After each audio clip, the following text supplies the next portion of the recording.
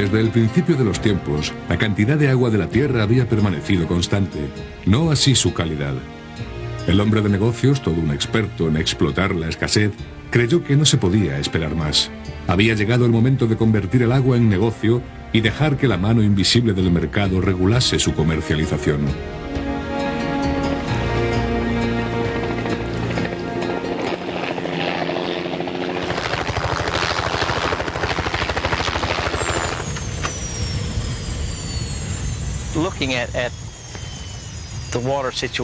Si miramos el estado del agua en todo el mundo, enseguida nos damos cuenta de que su escasez afecta a todo el planeta.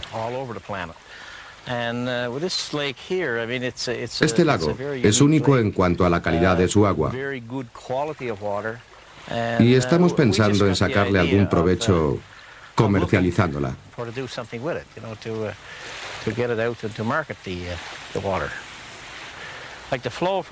El caudal que le llega anualmente es de 100 millones de metros cúbicos y pensamos extraer 25 millones de metros cúbicos, es decir, una cuarta parte de su caudal total. Si se almacena, ¿dónde irá a parar? Se va a perder de todos modos. Creo que decir que sobra agua es enfocar el problema desde un punto de vista muy parcial. En realidad, lo que este agua fresca hace cuando llega al océano es que va por encima del agua salada y, según avanza, mezcla todos los nutrientes del fondo, convirtiendo los estuarios en lugares muy ricos.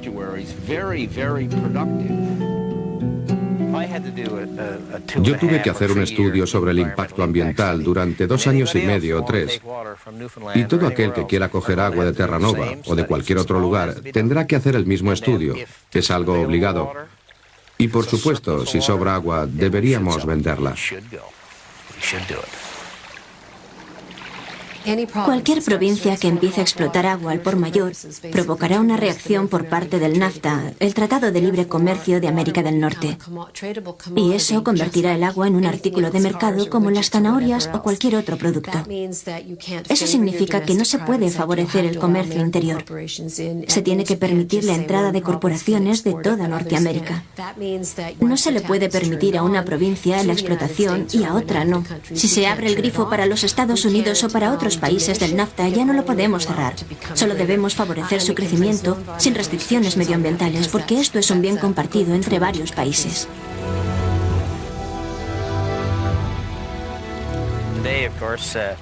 Hoy, por supuesto, la moratoria está vigente, pero el gobierno federal no parece adoptar una postura firme en el asunto del agua. Creo que empieza a darse cuenta de que nuestros recursos pueden reportar beneficios, y eso está muy bien. No vender el agua es como si Arabia Saudita dijera que no quiere vender su petróleo. Es exactamente lo mismo.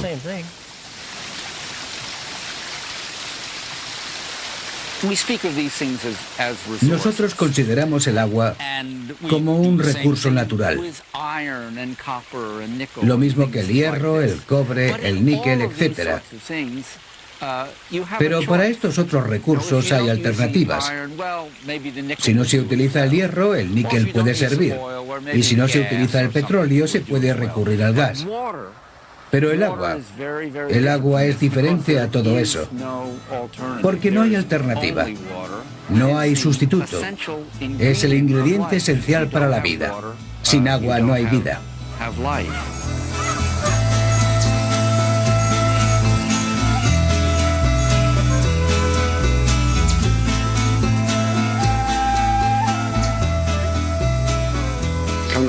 Cuando estaba muy arriba el agua, bajaba el agua, la gente sembraba calabaza, melones, sandías, maíz. Entonces eso se acabó. No más agricultura, pescado no hay, se acabó el río, se acabó todo. El agua llegaba hasta aquí. Estos palos eran para proteger que las olas no comieran. Entonces era mucha agua de aquí era el río Doble que está ahí.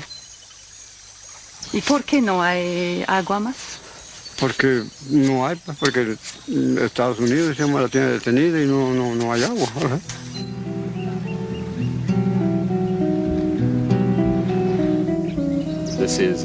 Este es el canal artificial de distribución llamado All American y toma el agua del río Colorado y la lleva al Valle Imperial de Regadío.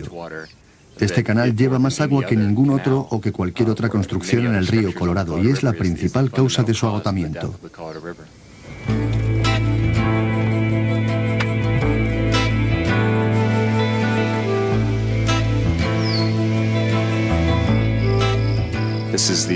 Este es el Valle Imperial de Regadío, situado en uno de los desiertos más secos del mundo, una zona que recibe menos de 6 centímetros cúbicos de agua de lluvia al año.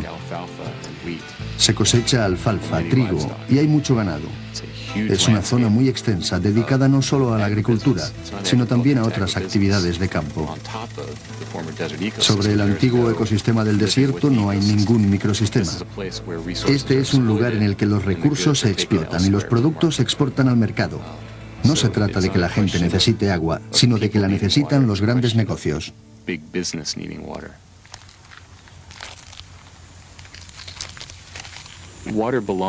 El agua pertenece al ecosistema del cual procede.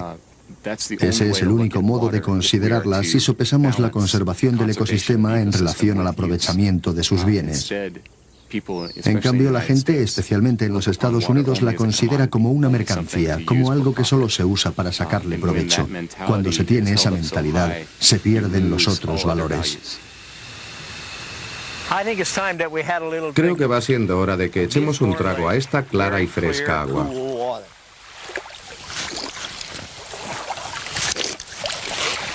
No hay duda de que es un agua muy buena y se la recomiendo a todo el mundo. Tenemos que preguntarnos por nuestra responsabilidad como país rico en agua con el resto del mundo. Debemos tener ese debate considerando el agua como un bien común. ¿Debería ponérsele precio? No lo sé. Discutámoslo. Pero desde luego no deberíamos hacerlo si el beneficiado va a ser algún inversor cuyo fin es enriquecerse. ¿Debería ser vendida y comercializada? No. ¿Debería compartirse? Quizá. Pero debería ser compartida con fines humanitarios. De lo que estas empresas, los empresarios y los acuerdos comerciales tratan es de controlar el agua y convertirla en un artículo de mercado privado y así venderla para obtener beneficios. Eso significa que el agua llegará a aquellas empresas o corporaciones, a aquellas ciudades que puedan pagarla y nunca a los millones y millones de personas que la necesitan desesperadamente.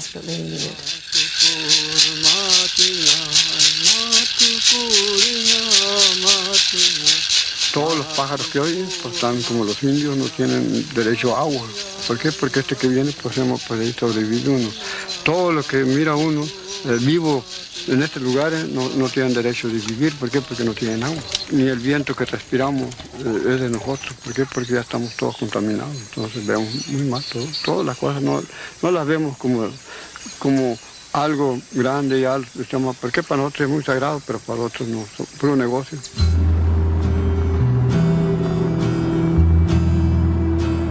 Y el hombre de negocios contempló su obra y vio que era buena para los accionistas.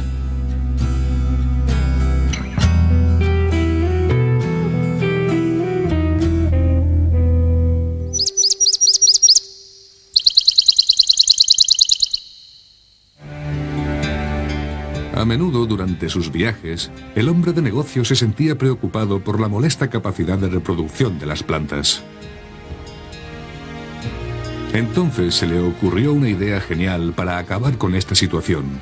A partir de aquel momento y por decreto, las semillas y todo lo que ellas pudieran producir se convertiría en propiedad privada.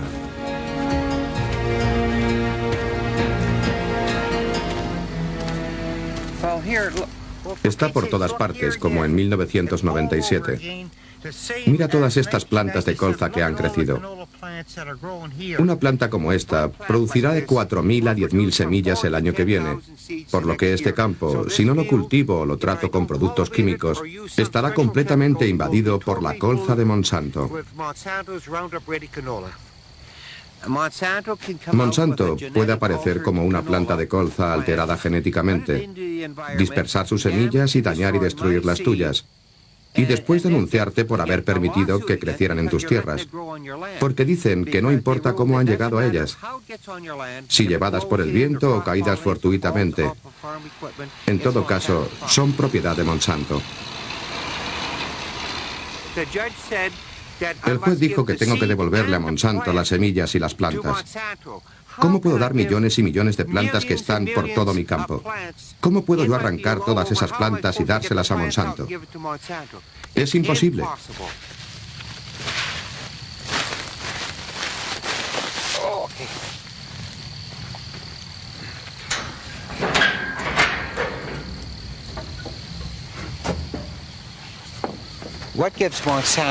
¿Qué es lo que le da a Monsanto el derecho de patentar algo que produce vida? Si nosotros plantamos las semillas por primera vez, cuando se reproducen la segunda vez, Monsanto ya no debería tener ningún derecho sobre ellas, porque Monsanto no las reprodujo. El campesino es quien lo hizo, y ni siquiera eso es exacto, pues fue la naturaleza. El sol, el suelo y sobre todo fue un acto de Dios. Yo no puedo hacer que crezca una semilla. Monsanto no puede hacer que crezca una semilla. Solo la naturaleza puede hacer que las semillas crezcan.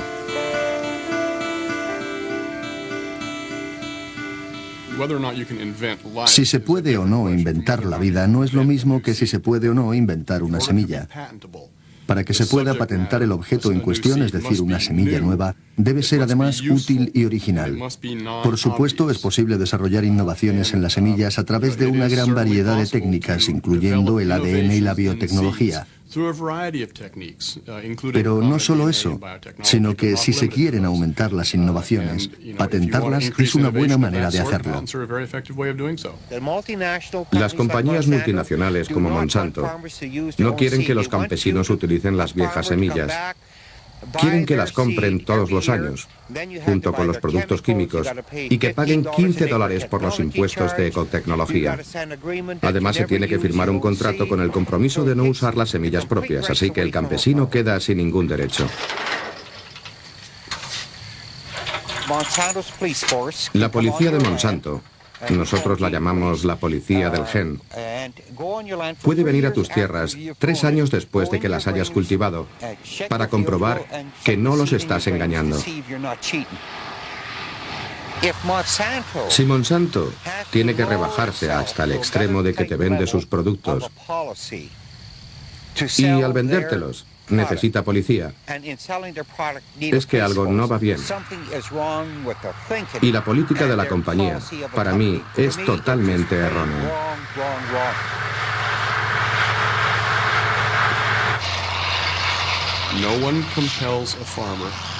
Nadie obliga al agricultor a escoger una semilla u otra.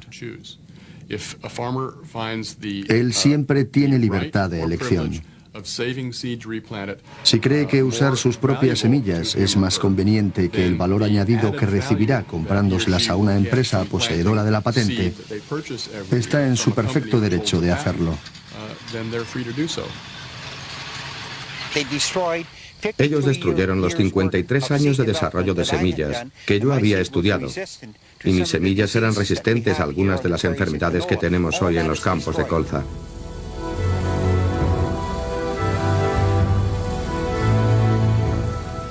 He telefoneado a 2 compañías de semillas en las 3 últimas semanas y les dije que quería semillas de colza puras, convencionales y sin GMO. Y ellos se echaron a reír y me dijeron que no hay tal cosa, que no lo podían garantizar. Las compañías habían conseguido contaminar todas las existencias de semillas de colza en Canadá. Así que no se puede elegir.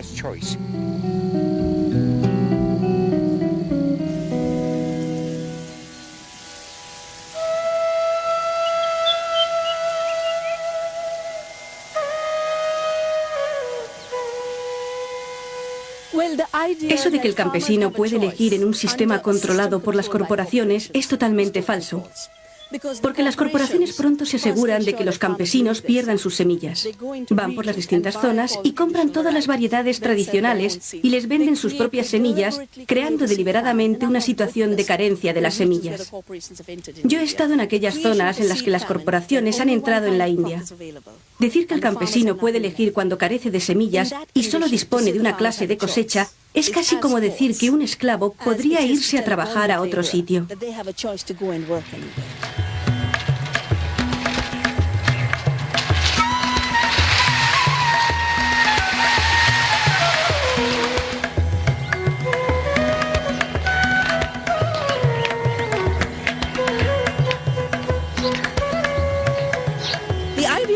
La idea de Navdanya como compromiso, mi compromiso para toda la vida, es básicamente tener un santuario de biodiversidad para así conservar y preservar la variedad de especies que estamos perdiendo. Pero no se trata de tenerlas expuestas como en un museo, sino de que las puedan usar los campesinos y de este modo ser autosuficientes y atender a su sustento.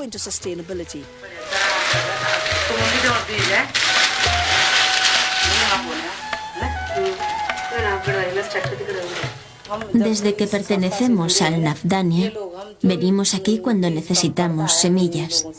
Nos dan maíz, arroz, guisantes y lentejas. Por cada kilo que cogemos, tenemos que devolver 2 más después de la recolección.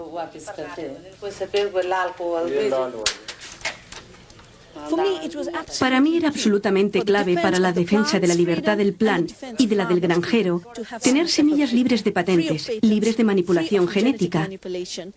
Navdanya es un ejemplo de la permanente libertad de la naturaleza para evolucionar en sus propios términos y evita que el campesino esté sometido a un puñado de corporaciones gigantescas que quieren controlar todos los aspectos de la vida del planeta y la nuestra propia.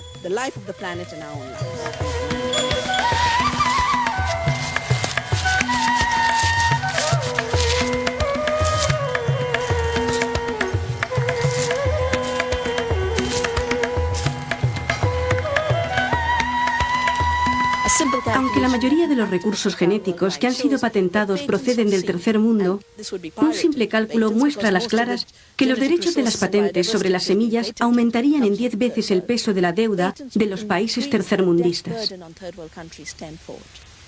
El tercer mundo ha llegado al límite de la supervivencia con la deuda actual. La deuda creada por esta piratería eliminaría totalmente las posibilidades de vida.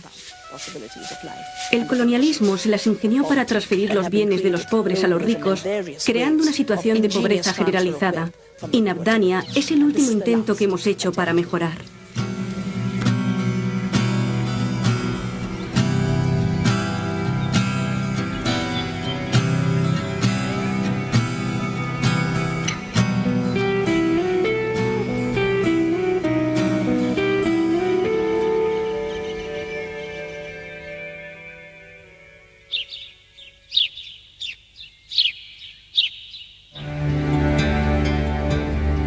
Siempre a la conquista de nuevos territorios, el hombre de negocio se fijó en cosas infinitamente pequeñas, en cosas que residen en el interior del cuerpo humano. El tejido de la vida también debía pertenecerle, y la mano invisible del mercado le permitía sacarle el máximo provecho.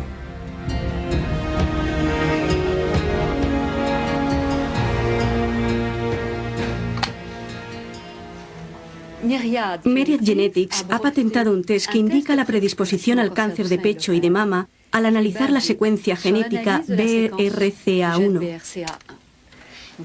Este es uno de los genes susceptibles de provocar un cáncer. Después de patentar la secuencia de referencia, es decir, la norma, cualquiera que usara esta referencia, independientemente de cuál fuera el método seguido, estaba vulnerando los derechos de propiedad de Myriad. Les droits de propriété industrielle de Myriad.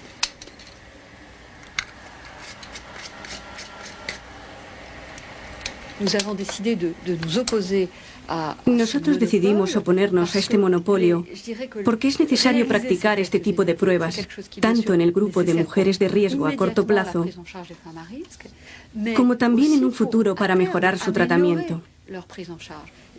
Por eso un monopolio supondría una traba en la investigación.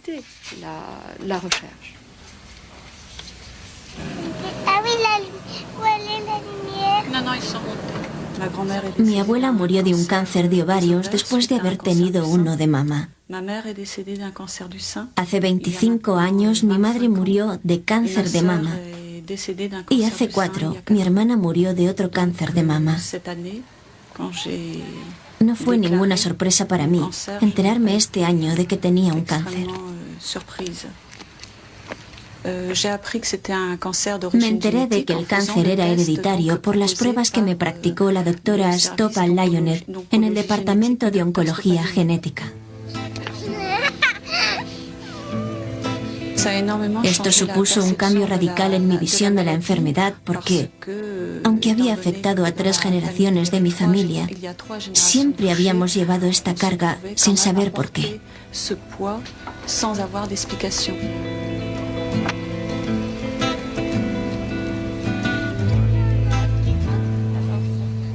El test supuso la respuesta a muchas de las dudas sobre mi situación familiar. Espero que también suponga una contribución a la investigación que se está llevando a cabo en este campo. Me refiero al de la prevención.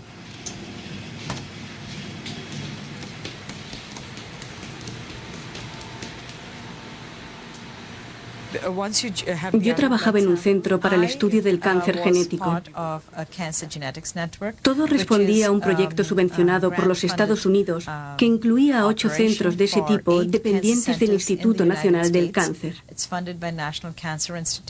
Mi misión en aquel centro era formar un laboratorio base para que pudiéramos ofrecer pruebas de cáncer genético, estudiando para todos aquellos genes susceptibles de desarrollar un cáncer y coordinando todos los proyectos de investigación que se desarrollarían en esta red de centros. Esto, por supuesto, incluía las pruebas del BRCA1 y 2. Al cabo de un año recibimos una carta de la compañía Myriad Genetics, que tiene la patente sobre este gen, comunicándonos que no estábamos respetando su patente, así que abandonamos el proyecto. Si se puede conseguir un método que sea igual de bueno que la secuenciación, pero más barato, debe haber una investigación para desarrollarlo. Por ahora, incluso si se consigue esa técnica, no se puede utilizar por culpa de la patente.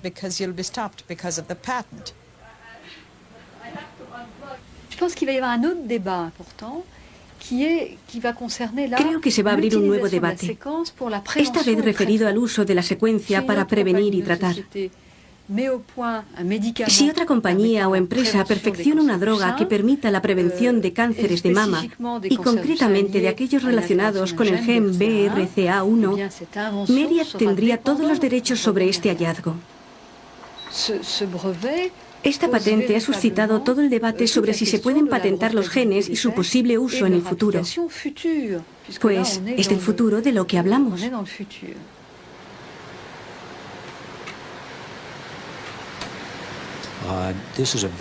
Esto es algo muy caro. Producir esta droga supone unos 500 millones de dólares. Si no se tiene una fuerte protección con la patente, no solo para obtener la droga en el final del proceso, sino también para pagar los derechos de su propiedad intelectual en la identificación del gen, nadie participará en este esfuerzo.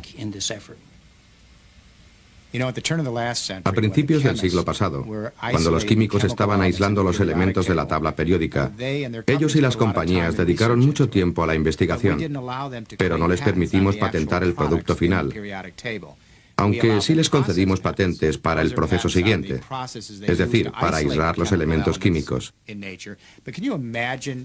¿Se puede imaginar que cualquier país consiga patentes sobre el helio, oxígeno, aluminio o titanio? Es ridículo, no se lo permitiríamos. Estos son descubrimientos de la naturaleza. Los genes son totalmente análogos. ¿Qué razón hay para que una compañía biotécnica diga que ha inventado un gen que es el resultado de millones de años de evolución?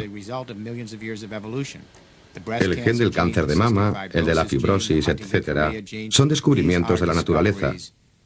Por lo tanto, por más dinero que se invierta en ello, no es un invento, así que no se puede patentar. Cualquiera de estas investigaciones genéticas no es válida si el paciente no participa libremente. La investigación va a estudiar su material genético para averiguar qué va mal, qué causa la enfermedad. Si al paciente se le comunicara que su sangre se utilizará hoy para encontrar el gen que causa su enfermedad, pero que mañana esa información solo la podrá usar si está dispuesto a pagar a una compañía para acceder a ella, no sé cuántos pacientes estarían dispuestos a participar en esta investigación. Y creo que ese es el resultado final.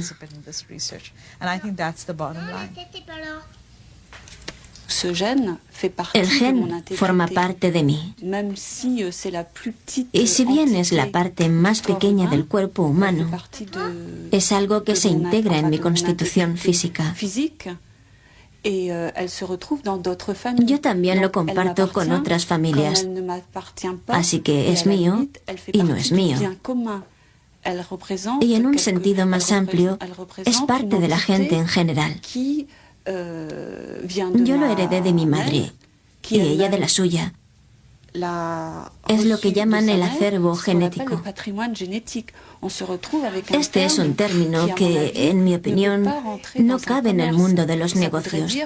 Eso significaría que el cuerpo humano tendría un valor de mercado.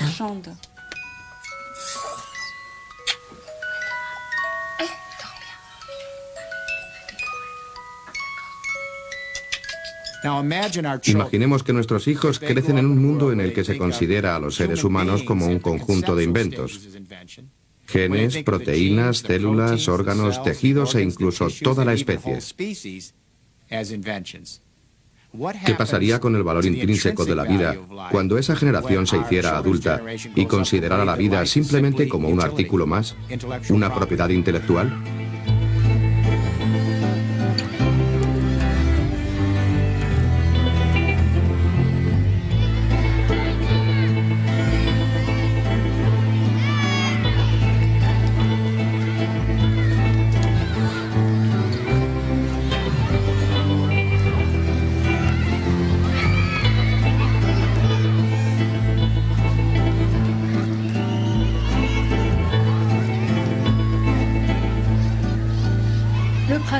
El propósito inicial de las patentes era servir al interés general. El de los inversores y el de los investigadores y pacientes era el de conseguir mejores tratamientos. Pero en la actualidad, y como se ve en Myriad Genetics, estamos presenciando un cambio en los derechos conferidos por dichas patentes. Y ya no se trata del interés general. Yo creo que aquí debemos ser justos. Y eso significa que tenemos que comprender que el acervo genético es patrimonio general, es propiedad colectiva, es responsabilidad nuestra como parte integrante del legado de evolución de este planeta. Tenemos que tratarlo con esa clase de respeto. Deberíamos formar un gran árbol para establecer el acervo génico, plantas, animales y humanos, como responsabilidad compartida en la cual todos los gobiernos del mundo fueran signatarios de esta idea, como algo común. Si esta política de las patentes no se cuestiona dentro de menos de 15 años, las grandes compañías autorizadas poseerán el programa génico de la especie humana y poco a poco se apoderarán del de las otras especies que han estado evolucionando durante millones de años. Eso les da un enorme poder sobre nosotros para decidir en qué términos entramos en la biología.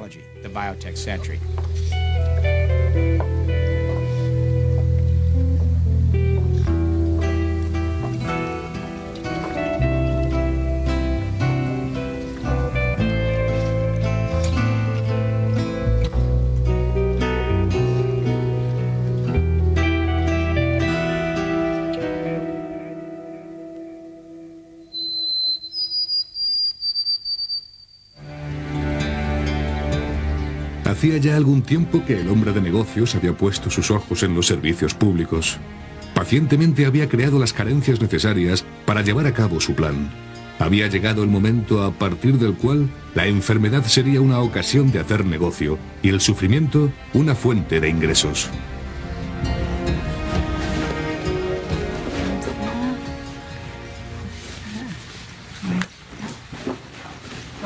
¿Dónde va usted? Voy al hospital St. Mary, aquí cerca, para que me operen de la cadera. El cirujano me dijo, si de mí dependiera, yo la operaba mañana mismo. Eso fue lo que me dijo, pero... De eso hace 8 meses. Sí, ya 8 meses. Él dijo que antes del recorte presupuestario podía practicar 3 operaciones de ese tipo a la semana. Pero ahora solamente se le permite una.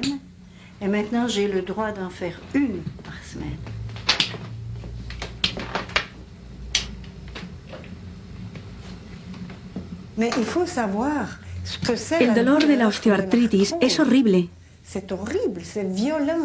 Día y noche con un dolor agudo. Y las noches, al menos en mi caso, son peores que los días.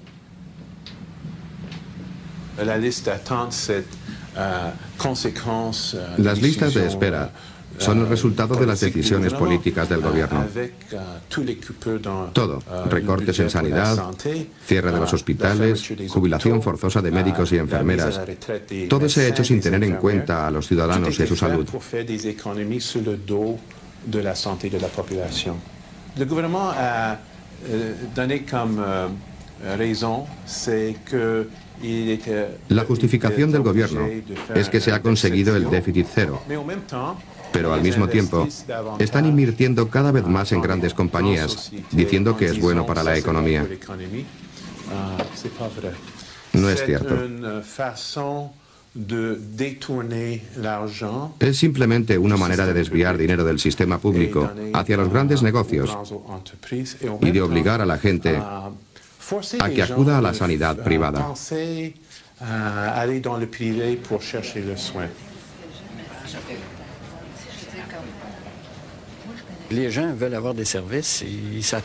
La gente quiere servicios y espera recibir una atención de calidad. La reciben sus mascotas por parte de los veterinarios y, sin duda, en muchos casos, no consiguen el mismo nivel de atención en el sector público.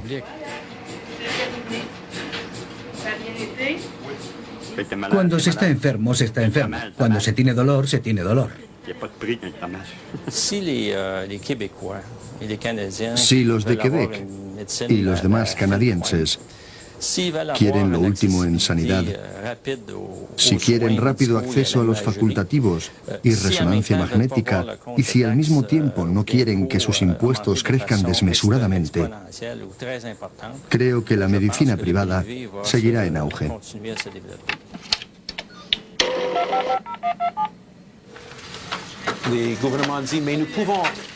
Los gobiernos dicen, podemos bajar los impuestos. ¿Cuánto? ¿Unos pocos cientos de dólares? ¿$1,000, $2,000? Aún así tendremos que pagar $12,000 al año en seguros y ni siquiera sabemos si las aseguradoras nos admitirán si somos demasiado mayores, estamos demasiado enfermos o no tenemos suficiente dinero.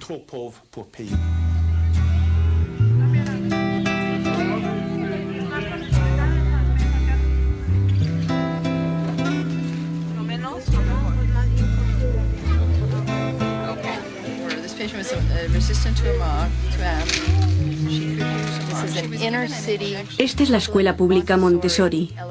Y una vez a la semana, esta escuela cede un espacio en el que montamos una clínica gratuita. En un país tan rico todavía, hay mucha gente, unos 4 millones de personas, que no tienen seguro de enfermedad y, por tanto, no pueden acceder a los servicios médicos. Por una parte tenemos todos esos maravillosos avances en tecnología y, por contraste, uno de los mayores porcentajes de mortalidad infantil del mundo desarrollado. Esto sucede porque tenemos un pequeño grupo que tiene acceso a grandes avances y mucha gente que no puede acceder a nada. Sí, esto es una infección. Está bastante avanzada. Sí, eso he pensado. Así que hay que tratarla con urgencia. De acuerdo. Mañana volveré a verle. A verle, bien. Vaya zapatos. Es increíble. Esta es la causa, pero claro, no es culpa suya. Es que no pueden conseguir otra cosa. Estamos intentando que esto sea diferente, una persona detrás de otra, aunque necesitamos que sea diferente en todo el país. Pero a veces los cambios tardan mucho tiempo en producirse porque hay fuerzas muy poderosas que los retrasan. Están únicamente atentas a sus propios intereses. Por ejemplo, las aseguradoras y la industria farmacéutica.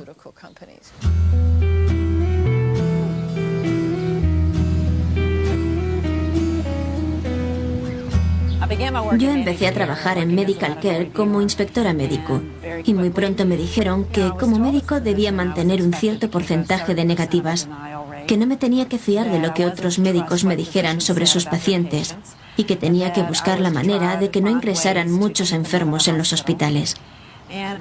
Hubo un momento realmente dramático. Llegó a mi despacho una petición sobre un problema de trasplante de corazón de un hospital ajeno a nuestra red. Resultaba muy caro. Y por tanto yo tenía que decir que no. Creo que me di cuenta de la gravedad de lo que estaba haciendo cuando llamé al médico para comunicarle que no podíamos atender su petición. Y él me dijo, acaba usted de firmar una sentencia de muerte. Al cabo de varios años de reflexionar sobre este asunto, me di cuenta de que como médico yo había sido la causante de una muerte. Y en lugar de responsabilizarme por ello, moral y profesionalmente, me ascendieron de categoría. Me dieron mejores puestos en mi profesión. Me elogiaron por haber sido tan dura al haber tomado aquella decisión económica y haber ahorrado a la compañía centenares de miles de dólares. ¿Cómo se puede dejar la salud en manos de la economía? ¿Cómo se puede llevar la salud y la felicidad de una persona al mercado? No se trata de pescado, no es algo que se compra y se vende. La salud es un derecho de todos los integrantes de una comunidad, de una sociedad. Es el signo de una sociedad madura, dispuesta a hacerse cargo de la salud y bienestar de todos aquellos que la componen.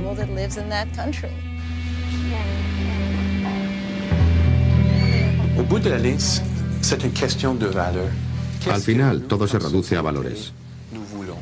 ¿Qué clase de sociedad queremos? ¿Creemos en el bien común o preferimos un sistema que atienda especialmente a unos pocos privilegiados? Si esto es lo que queremos, adelante. Pero creo yo que la mayoría de la población no quiere sacrificar su salud para que se enriquezcan unos pocos accionistas. Y eso es precisamente lo que está haciendo el gobierno. Nos están estafando.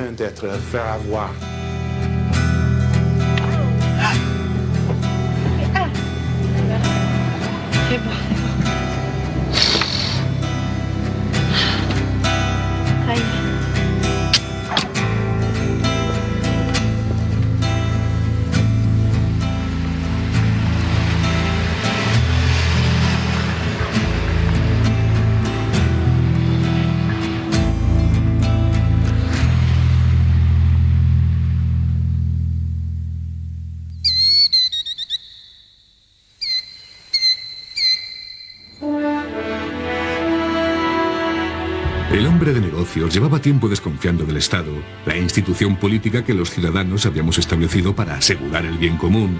Así que hizo todo lo posible para conseguir que el Estado se amoldase a sus intereses.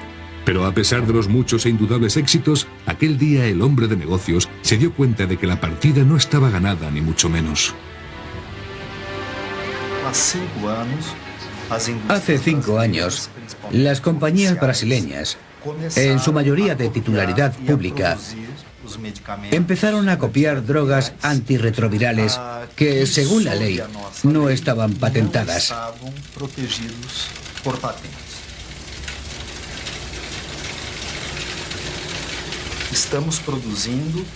Nosotros producimos esas drogas y podemos sacarlas al mercado con un costo inferior al 80% de los originales.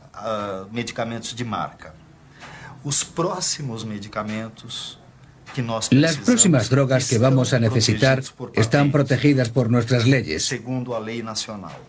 Hemos empezado a negociar con los grandes laboratorios y esperamos llegar a un acuerdo. Para ver si llegamos a algún acuerdo. Si no lo conseguimos, el gobierno está decidido a intervenir, lo cual está previsto por la ley. En casos de interés general o de emergencia nacional, estamos autorizados a inmiscuirnos en las patentes.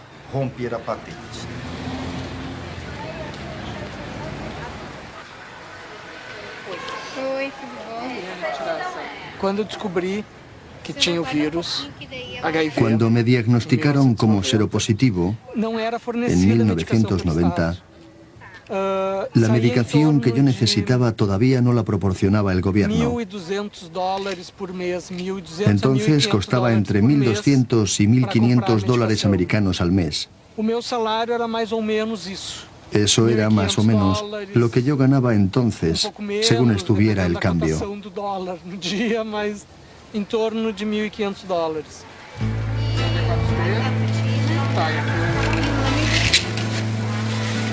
Tchau, obrigado. Então, na verdade, a medicação sendo distribuida gratuitamente fez com que la libre distribución de la medicación ha permitido a los seropositivos brasileños que vivamos con el virus y que no muramos de SIDA.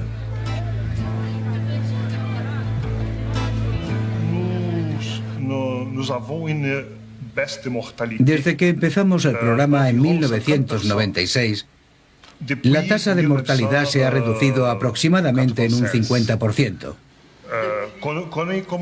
Tenemos ese tipo de medicamentos que compramos a las multinacionales, lo cual significa que siguen sacando provecho de nosotros. Y también tenemos las que se producen aquí, en Brasil, y son genéricas. Ninguno de los dos tipos supone costo alguno para el paciente.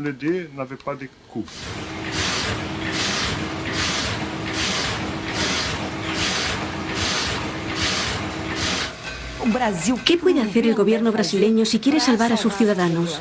¿Puede decidir no proporcionar las medicinas? Creo que está obligado a ello en virtud de licencia obligatoria, que en Estados Unidos cuestionan, pero que, no obstante, se permite por acuerdos internacionales. Sé que las patentes existen para proteger las inversiones, pero no se debe olvidar el derecho a la vida.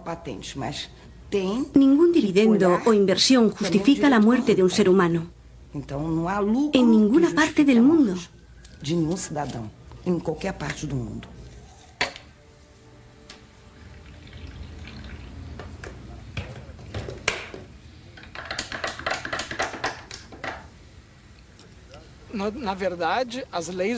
Las leyes internacionales de patentes no existen para proteger ninguna vida, sino el capital de las multinacionales. Esto es la lógica capitalista, ¿no? Así que, en cierto modo, estamos intentando acabar con esta lógica, porque sabemos que no garantiza el bienestar de la población.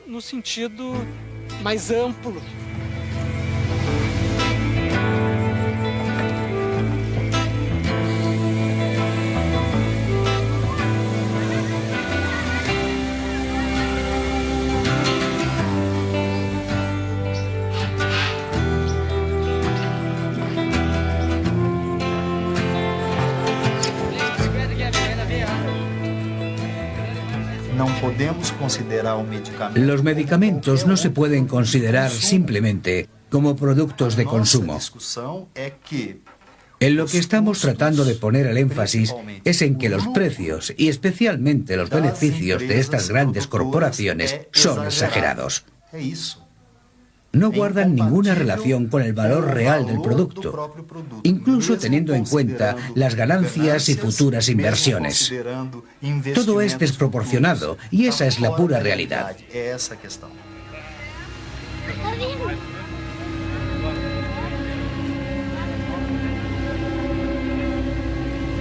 El hombre de negocios se iba irritando cada vez más. Comentarios de ese tipo afectarían seriamente a los inversores.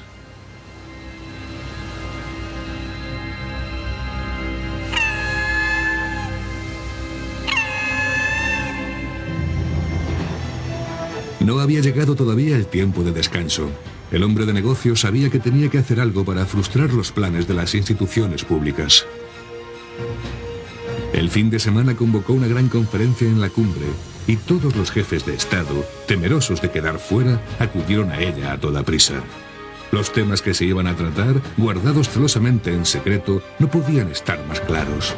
Abolir toda clase de legislación nacional que pudiera interferir en los negocios y, sobre todo, obligar a los países a entregar la responsabilidad del bien común a las fuerzas del mercado o a sufrir fuertes sanciones. El gobierno canadiense ha aceptado pagar $13 millones en concepto de daños a la compañía americana Ethyl Corporation, que fabrica un aditivo para la gasolina que Canadá había considerado perjudicial para la salud. El gobierno americano aplicará sanciones a la Unión Europea después de la prohibición en la importación europea de carne de vacuno tratado con hormonas. Courier UPS ha acusado al Servicio Postal Canadiense de competencia desleal y ha demandado al gobierno de Canadá por $140 millones. Una victoria de UPS podría producir un impacto en el alcance de todos los programas sociales canadienses. El tribunal NAFTA ha ordenado al gobierno mexicano pagar $16,5 millones a Metarclad, una empresa americana especializada en el enterramiento de residuos tóxicos. Lo que pasa con estos acuerdos comerciales, especialmente con el capítulo 11 de NAFTA, en virtud del cual una corporación puede demandar judicialmente a un gobierno de otro país, es que se ha formado un estamento judicial que está por encima de las leyes de cada país, incluso las referidas al medio ambiente y a la seguridad. Por lo tanto, los gobiernos están cediendo su soberanía y su derecho a establecer reglas, fijar normas y crear programas sociales para los ciudadanos.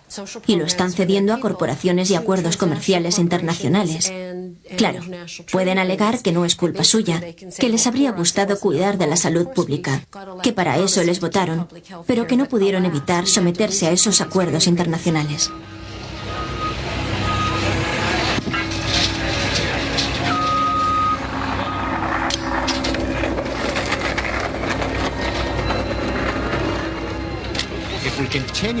Si continuamos encerrando todo lo ecológico en lugares que pertenecen a unas pocas compañías, corremos el riesgo de aumentar la tensión política, la amenaza de guerras, la reducción de lo que se debe a la tierra y la administración de sus recursos. Lo que quiero decir es que necesitamos un equilibrio. Yo creo que debemos tener comercio y también mercado, pero este no puede ser el único árbitro de las relaciones humanas. Cuando el comercio se convierte en el único árbitro, nosotros acabamos siendo simplemente una civilización despreciable, utilitaria, que ha perdido su humanidad, su intimidad, su empatía y todo lo que hace que la vida sea importante.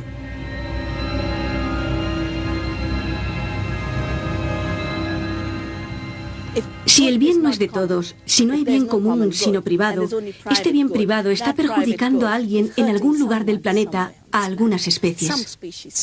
Tenemos una situación insostenible en la agricultura. Estamos minando nuestra propia seguridad. El bien común es el resultado de dar y recibir. Es el resultado de la reciprocidad, del intercambio mutuo.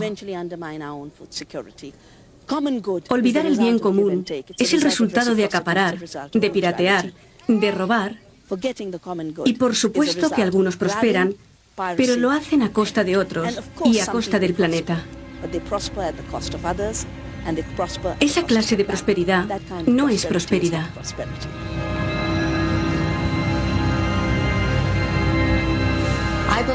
Creo que si no conservamos el concepto de bien común y defendemos nuestros intereses colectivos a través de instituciones que nos miren como algo más que células individuales, como algo más grande, si no vemos los recursos naturales de la Tierra como algo que pertenece a todos los humanos, si no vemos que tenemos derechos fundamentales como seres humanos y como ciudadanos, derecho a tener servicios y programas sociales, si perdemos esa noción de lo común, creo que vamos a encontrar un mundo en el que no se valora nada excepto tener dinero. En esa clase de mundo moriremos. Mucha gente está muriendo porque solamente aquellos que pueden permitirse el vivir en ese sistema pueden comprar un medio ambiente limpio, un agua limpia, la clase de comida que el resto del mundo no tiene. Solamente esa gente vivirá. Mantener el bien común no es solo mantener una serie de valores y de patrimonio histórico. Sin la idea del bien común, no sobreviviremos.